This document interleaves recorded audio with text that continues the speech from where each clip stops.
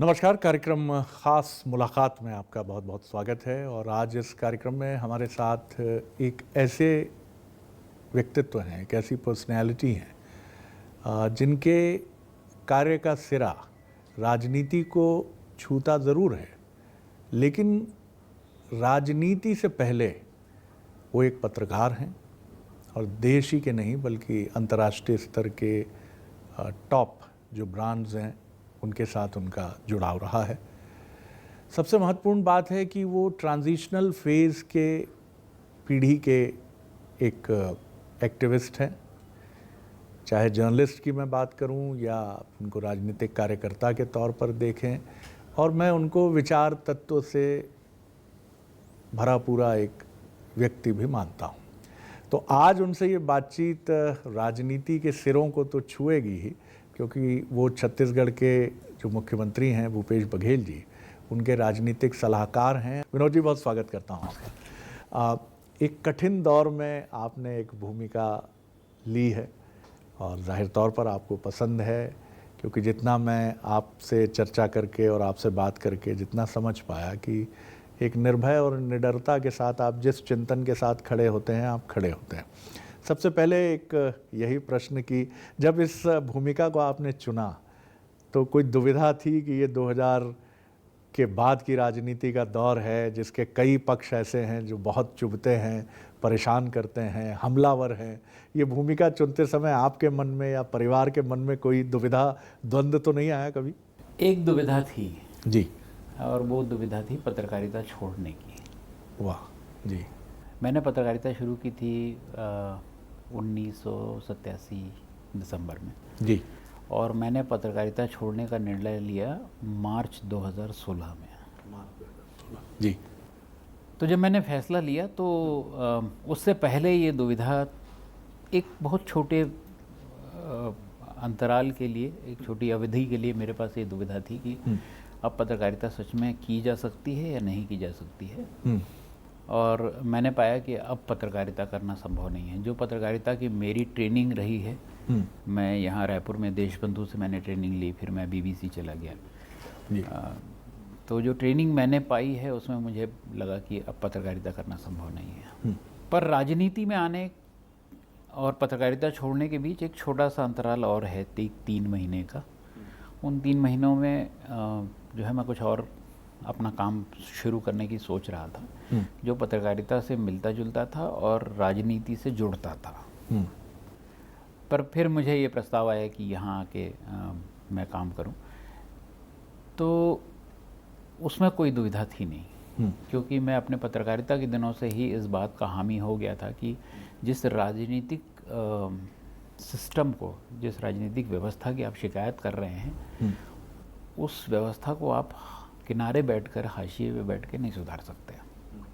उसमें हस्तक्षेप तो करना पड़ेगा। तो वो जो इंटरवेंशन है वो पत्रकारिता से थोड़ा बहुत होता था।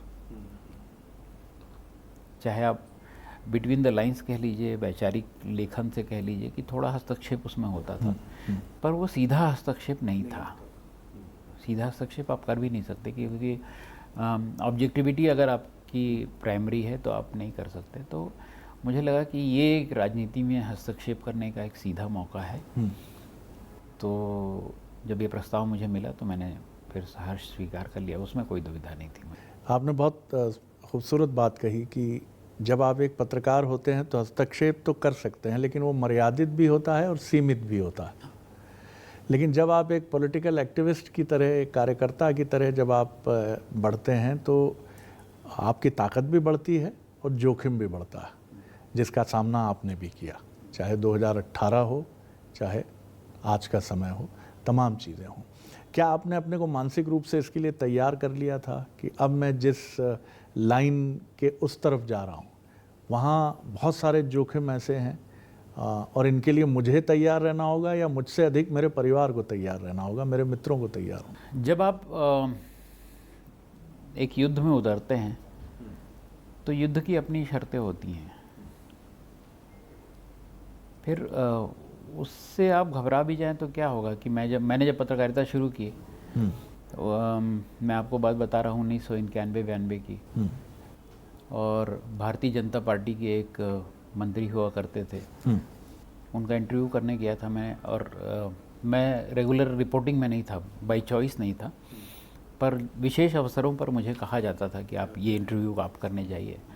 मैं इंटरव्यू करके निकला और उन्होंने गुंडे घेर के मुझे मेरी पिटाई करवाई थी। कृपाराम साहू नाम था उनका। गुंडे भेज के मतलब खूब बुरी तरह पीटा था। मेरा चश्मा टूट गया, आँख में सूजन आ गई, दांत हिल गए, टूट गए, इतनी पिटाई करवाई थी। तो वो ख़तरा तो पत्रकारिता में भी उतना ही है। अगर आप अपने सच को लेकर अगर आप खड़े होते हैं तो वो तो लड़ाई है ही है। तो वो राजनीति में भी उतनी है, अब बहुत ज़्यादा हो गई है। और मतलब आपने गलती की है कि नहीं की है, ये तो जब साबित होगा तब होगा।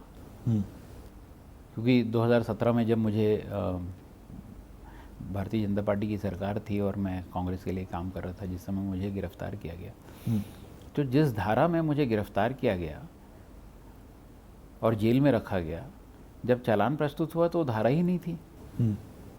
तो इसका मतलब ये है कि आपने गलत धारा में गलत आरोप लगाकर मुझे जेल में रखा। अभी फिर मेरे यहाँ ईडी का छापा पड़ा है। तो जब ये मामला पहुँचेगा अदालत में, क्या होगा वो तो बात की बात है। आज मैं कहूँगा कि मैं निर्दोष हूँ तो वो आमतौर पर हत्या का एक आरोपी भी कहता है कि मैं निर्दोष हूँ। कि जब तक मैं अभियुक्त हूँ तब तक तो मैं अभियुक्त हूँ ही। और ये अब जिम्मेदारी मेरी है कि मैं साबित करूं कि मैं निर्दोष हूं। क्योंकि ईडी के अफसरों से मैंने कहा कि आप इसको साबित कीजिए कि मेरे पास कुछ चीज़ है जो आपके कानून के दायरे में आती है। बोले ईडी इस तरह काम नहीं करती, ईडी ने आपके ऊपर आरोप लगा दिए हुए हैं, आपके यहाँ छापा पड़ गया है, अब आपने आपको निर्दोष आप साबित कीजिए। तो अब इस बार मुझे निर्दोष अपने आप को साबित करना है। मैं कर लूँगा, पर यह है कि ये चुनौती तो it's part of the game now. विचार को लेके ये बात एक विचारक ने कभी कही थी, उससे सहमति असहमति हम सबकी हो सकती है, कि विचार में मिलावट नहीं होती, उसकी व्याख्या में मिलावट कर दी जाती है, उसके इंटरप्रिटेशन में मिलावट कर दी जाती है। आज जो भारतीय जनता पार्टी और कांग्रेस का विचार मौजूद है, क्या आप इस तथ्य से सहमत हैं कि विचार तो वेलबींग के लिए है? चाहे दोनों ही पार्टियां दावा करती हैं कि अंतिम पंक्ति के अंतिम व्यक्ति तक कल्याण को पहुंचाना, वेलफेयर को पहुंचाना, प्रॉस्पेरिटी को पहुंचाना, विकास को पहुंचाना हमारा दावा है, लेकिन व्याख्या के ज़रिए जो मीन्स चुने जाते हैं उन पर सवाल उठ रहे हैं। मैं इससे सहमत नहीं हूँ जी। विचार ही गलत होते हैं और बहुत बार होते हैं जी। 1937 में जब सावरकर ने कहा कि द्विराष्ट्र का सिद्धांत होना चाहिए, विचार था, गलत था। आप समाज को बांटने की बात कह रहे थे। 1940 आते आते जब 39-40 में जब मुस्लिम लीग और जिन्ना जब उसको अडॉप्ट करते हैं द्विराष्ट्र के सिद्धांत को, तो वो विचार के स्तर पर गलत बात है। महात्मा गांधी कह रहे थे कि इस देश का विभाजन नहीं होना चाहिए। विचार के स्तर पे वो भी एक विचार था। ऐसा तो था नहीं कि एक विचार था जिसको अलग अलग से इंटरप्रेट किया गया। 3 अलग अलग लोगों ने विचार रखे और उनमें से 2 विचार गलत थे, सिरे से गलत थे, जो समाज को बांट रहे थे। तो विचार को इंटरप्रेट किया जाएगा, वो तो बाद में किया जाएगा। पहले तो विचार की जड़ में जाना पड़ेगा कि विचार पैदा कहाँ से हुआ है। रथ यात्रा का विचार जो पैदा हुआ उसके जड़ में क्या था? क्या उसके जड़ में सच में कोई मंदिर बनाना था कि उसकी जड़ में सत्ता हासिल करना था? आप राम मंदिर बना रहे हैं तो सुप्रीम कोर्ट के आदेश से बन रहा है। आप सच में राम मंदिर बनाना चाहते हैं आस्था के लिए, या उसकी टाइमिंग आप ऐसे चुन के फिर सत्ता में लौटने का रास्ता ढूंढ रहे हैं? तो ये विचार के स्तर पर सोचते हैं आप। जब प्रधानमंत्री देश का कहता है कि मैं कपड़ों से लोगों को पहचान लेता हूं, तो ये विचार है। इसका इंटरप्रिटेशन और कुछ हो सकता है सिवाय एक चीज़ के कि आप सांप्रदायिक ढंग से सोच रहे हैं। और क्या देश के प्रधानमंत्री को ऐसा सोचना चाहिए? तो विचार की जड़ ही गलत है। उसका जो बीजारोपण है वही दरअसल समस्या की जड़ है। छत्तीसगढ़ में एक बड़ी बात कही गई कि पहले उसके पहले एक सवाल जो बड़ा इम्पोर्टेंट है कि आप इसे किस तरह देखते हैं जो भारतीय जनता पार्टी का आरोप है और कुछ पॉलिटिकल एनालिस्ट भी मानते हैं, जर्नलिस्ट भी मानते हैं कि कांग्रेस हिंदुत्व की तरफ, प्रदर्शनकारी हिंदुत्व की तरफ मुड़ी है। मंदिर जाना, प्रणाम करना, नेताओं का सार्वजनिक रूप से धर्म के प्रति अपना भाव रखना, जबकि जवाहरलाल जी अपने तमाम प्रोग्रेसिव रूप के बाद भी पंडित जवाहरलाल नेहरू थे। रेल मंत्री कमलापति त्रिपाठी अपने तिलक और अपनी सनातन आसक्ति को कभी छिपाते नहीं थे। और मैं नाम नहीं लूँगा क्योंकि वो ऑफ द रिकॉर्ड थी, इसलिए मैं उसकी मर्यादा रखूँगा, लेकिन मध्य प्रदेश के अभी भी राष्ट्रीय राजनीति के एक बड़े चेहरे कांग्रेस के, उन्होंने एक बार हमसे कहा था कि बिना धर्म के राजनीति की कल्पना नहीं है। इससे आप कितने सहमत हैं कि आज कांग्रेस का रूप धर्म को लेकर प्रदर्शनकारी है? कांग्रेस के इतिहास में अगर आप जाएंगे तो गांधी को अलग करके तो नहीं देख सकते हैं। बिल्कुल नहीं। तो गांधी जी की तो रोज़ शाम प्रार्थना सभा से ही शुरू होती थी, तो नियमित रूप से प्रार्थना सभा में जाते थे जी।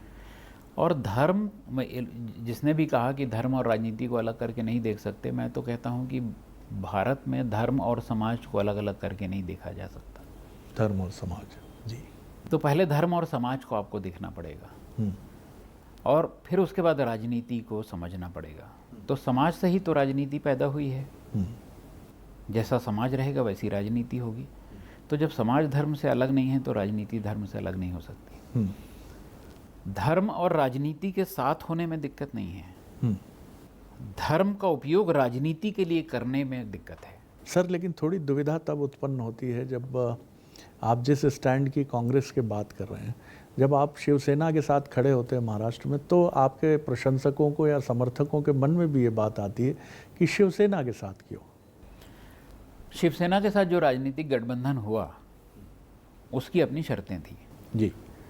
और जितने दिन हमने मिलकर सरकार चलाई है, अभी हम सब जब साथ खड़े हैं, उस दौरान शिवसेना के वो बयान जिनको लेकर आपत्ति होती थी वो नहीं आए। उन्होंने अपनी राजनीति बदली और हमने अपनी राजनीति के साथ थोड़ा समझौता किया और वो समझौता शर्तों के साथ था। उन्होंने वो शर्तें मानी। छत्तीसगढ़ की तरफ मैं आता हूँ। ऐसा समीक्षक मानते हैं कि यहाँ कांग्रेस ने बहुत क्लेवरली भारतीय जनता पार्टी के राष्ट्रवाद के सामने छत्तीसगढ़ का स्थानिक तत्व, और बल्कि कहने वाले ये भी कहते हैं कि छत्तीसगढ़ का स्थानीय रीजनल एक किस्म का एलिमेंट जो राष्ट्रवाद के समतुल्य है, वो उसके मुकाबले खड़ा किया और उस गौरव को प्रस्तुत करते हुए छत्तीसगढ़ की जनता के मन में ये भाव पैदा किया। आप इससे सहमत हैं? मुझे पहले आपत्ति है जिस क्लेवरली शब्द जो आपने यूज़ किया, इसमें राजनीतिक चतुराई कतई नहीं है जी, बिल्कुल भी राजनीतिक चतुराई नहीं है। इसमें एक जेन्युइन कंसर्न है। छत्तीसगढ़ बना क्यों? देखिए, मैं अगर थोड़ा लंबा जवाब दे पाऊँ तो 1956 में जब भाषा के आधार पर राज्य बने, तो जब भाषाई राज्य बन गए जी, तो जो बचा हुआ लेफ्ट ओवर था वो मध्य प्रदेश था। वो मध्य प्रदेश लेफ्ट ओवर इसलिए था कि उसकी कोई सांस्कृतिक अस्मिता पहचान नहीं थी। हाँ। कालांतर में जब छत्तीसगढ़ बना और छत्तीसगढ़ का आंदोलन जब चला था, तो भी ये था कि छत्तीसगढ़ की एक कल्चरल आइडेंटिटी है, इसलिए इसको अलग राज्य बना दीजिए।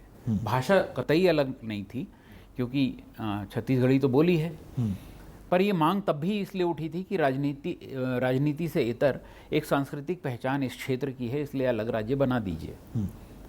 और जब राज्य बना तो भी इसीलिए बना कि इसकी एक सांस्कृतिक पहचान अलग है, और वो मध्य प्रदेश में रहते हुए भी थी। जी हाँ, बिल्कुल ठीक है जी। तो आप इसको राजनीतिक चतुराई तो नहीं कह सकते। और अगर ये इस शब्द का उपयोग करना है तो इसको भारतीय जनता पार्टी के लिए उपयोग कीजिए कि उन्होंने छत्तीसगढ़ बनाया। आप उनके उद्देश्य को राजनीतिक मानते हैं?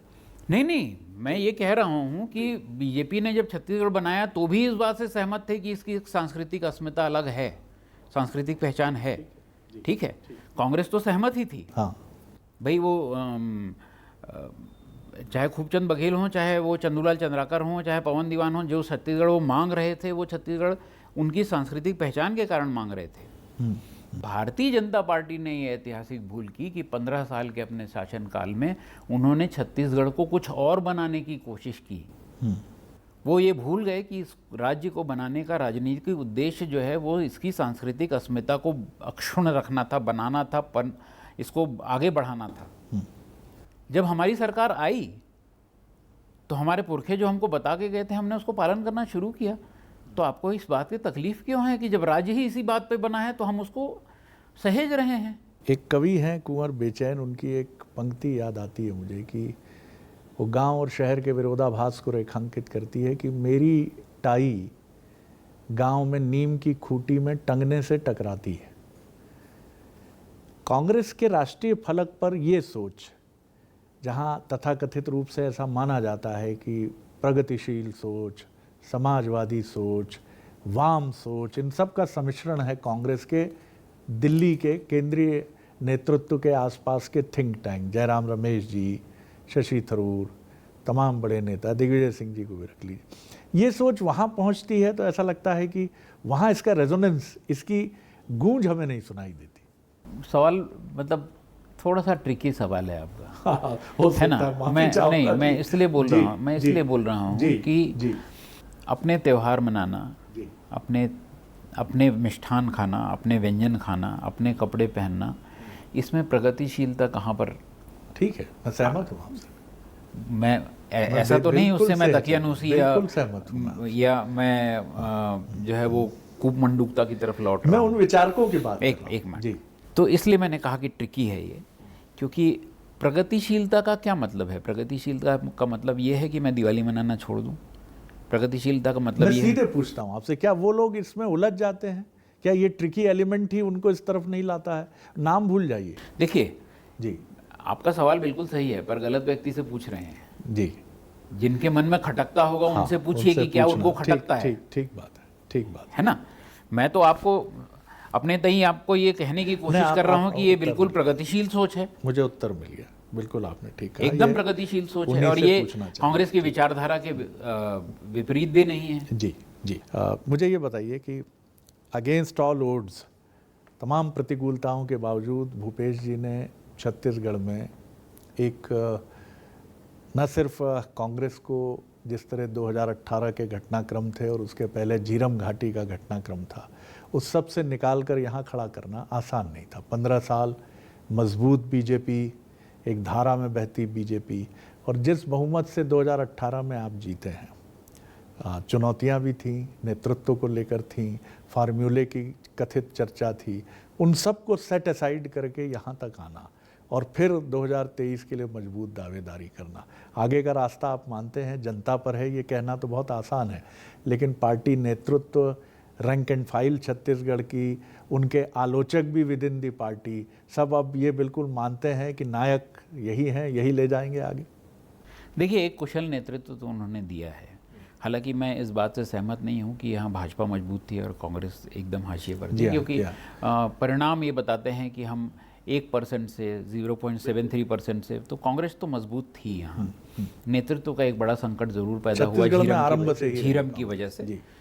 झीरम की वजह से हमने बहुत अपने बड़े नेताओं को, महेंद्र कर्मा को, नंद कुमार पटेल जी को, उदय मुदलियार को, विद्याचरण शुक्ला जी को खो दिया, तो एक बड़ा नुकसान तो था। और जब परिवार के इतने बुजुर्ग नेता एक साथ चले जाएं तो एक वैक्यूम तो होता ही है, वो वैक्यूम था ही, पर फिर भी एक नेतृत्व का संकट था और उसके बीच भूपेश जी ने ये किया। जो सवाल आप पूछ रहे हैं वो सवाल तो मोटे तौर पर जनता पहले देगी जब चुनाव के परिणाम आएंगे, और उसके बाद का नेतृत्व का जो सवाल है वो जैसा पारंपरिक ढंग से होता है वो कांग्रेस आला कमान के पास रहेगा और उनको ही तय करना होगा कि आगे का रास्ता कैसा है।